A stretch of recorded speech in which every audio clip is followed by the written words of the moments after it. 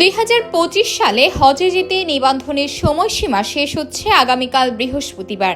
এদিন অফিস সময়ের পরও হজ কার্যক্রমে সম্পৃক্ত ব্যাংকগুলোর শাখা খোলা থাকবে, যেন শেষ সময়ে কোনো হাজি নিবন্ধন নিয়ে জটিলতায় না পড়েন। বুধবার রাত পর্যন্ত সরকারি বেসরকারি মিলে নিবন্ধন করেছেন 76,942 জন হজযাত্রী। কোটা অনুযায়ী বাংলাদেশ থেকে হজে যেতে পারবেন 1,27,198 জন। অর্থাৎ এখন পর্যন্ত কোটা খালি আছে 50,256টি। মাত্র একদিন সময় বাকি থাকলেও কাঙ্ক্ষিত সাড়া মিলছে না হজ নিবন্ধনে। শেষ দিনে আরো কিছু হাজি নিবন্ধন করতে পারেন, কিন্তু এই সংখ্যা খুব উল্লেখ করার মতো নয়। বিষয়টি নিয়ে উদ্বিগ্ন সরকার। এমন অবস্থায় হজ এজেন্সির মালিকরা আরেক দফা সময় বাড়ানোর দাবি জানিয়েছেন, যদিও আর সময় বাড়ানোর কোনো সুযোগ নেই বলে জানিয়েছেন ধর্ম উপদেষ্টা ডক্টর আফম খালিদ হোসেন।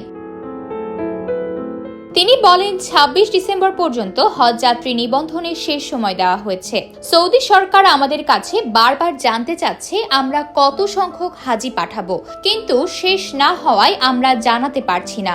এজন্য 26 ডিসেম্বরের পর আর সময় বাড়ানোর সুযোগ নেই। নিবন্ধন শেষ হলে আমরা প্রকৃত সংখ্যাটি সৌদিকে জানাতে পারবো, আর এই সংখ্যা অনুসারে বাড়ি ভাড়া, মিনায় তাঁবু নির্ধারণ ইত্যাদি কাজ শেষ করতে হবে।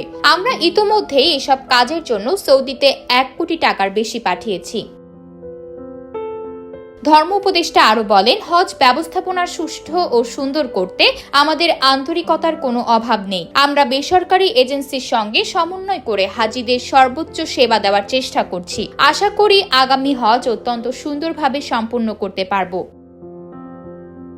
এদিকে বৃহস্পতিবার নিবন্ধনের শেষ দিন হওয়ায় পবিত্র হজ কার্যক্রমে সম্পৃক্ত ব্যাংকগুলোর সব শাখাসমূহকে 26 ডিসেম্বর অফিস সময়ের পরেও খোলা রাখতে বলে বাংলাদেশ ব্যাংককে চিঠি দিয়েছে ধর্ম মন্ত্রণালয়। মঙ্গলবার বিকেলে ধর্ম মন্ত্রণালয় থেকে এক বিজ্ঞপ্তিতে এ তথ্য জানানো হয়।